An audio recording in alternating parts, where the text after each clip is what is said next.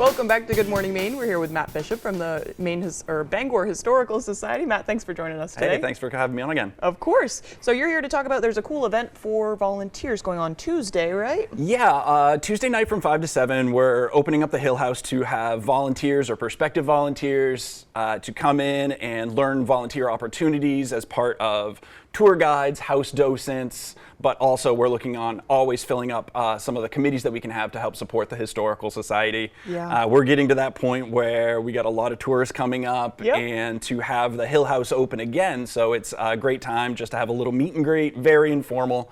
If people just want to show up for 10, 15 minutes, if they come and want to talk to us for 2 hours, that's okay too. Yeah. But just really a lot of great things coming up for this coming season. What's a house docent?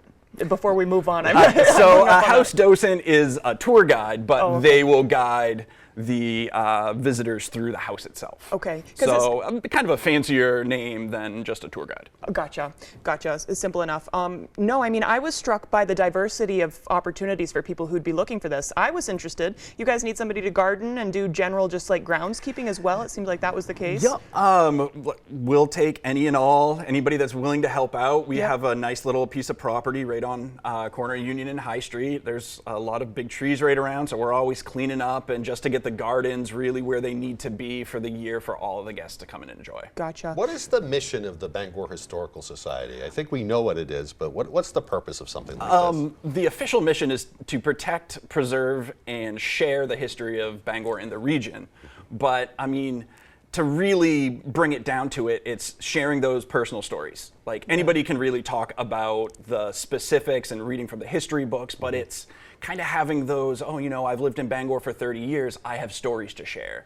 A lot of people come to us and they say, oh yeah, well, you're the Historical Society. Where should I go to eat? Where should I go and see? Which preserve should I go and walk in? Right. So it's really disseminating a lot of the information for the region. And as far as opportunities for the volunteers, are there opportunities to learn and to do archiving work and to just learn more history? What's that like? So we have a large collection, thousands of documents. Many of them, if you go on our website, you can view. Cool.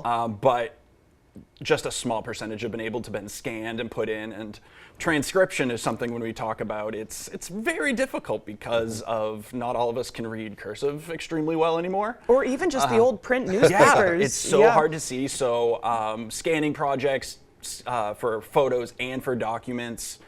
We always have people asking, hey, do you have any history on my house or genealogical research? I've come to the Historical Society for that.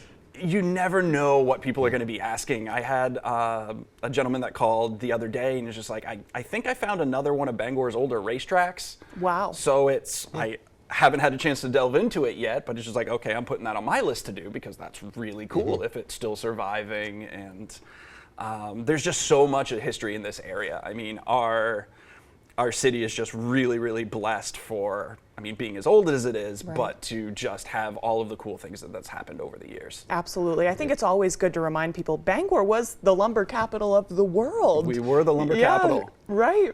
So that means coming along with that, there's endless things that you can learn about the city. Yep. And I'm sure there's endless jobs for people too. Aside from this event coming up on Tuesday, what are you guys gearing up for after that? Yeah, so later on in April, on the 27th, we're doing kind of our traditional Fire of 1911 talk and presentation. April 30th, 1911, fire started down on Broad Street in downtown that really destroyed half of downtown Bangor.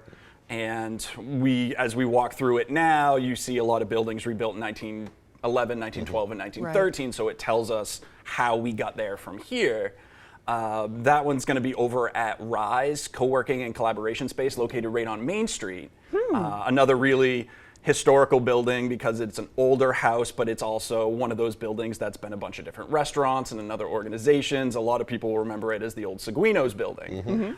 So there's we find ways to get food involved into a lot of these. So I love that. We might not have it here, but it's like, oh yeah, no, it's an old restaurant. Awesome. But and then we are going to be having we're bringing back our mystery night. Okay. And we're going to have these ones for college students only. So you're just going to provide a student ID. We'll have all of that information on our website shortly. Okay. What's the website? The website is bangorhistoricalsociety.org. And you can find so many neat things on the website too. I go there every now and then myself just to look like at the old pictures and things like that. Yeah. The website, the Facebook page.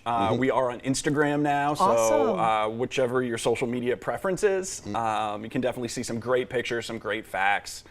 And leading up, the house is going to open Memorial Day weekend for the season. We have walking tours that are going to be starting in June.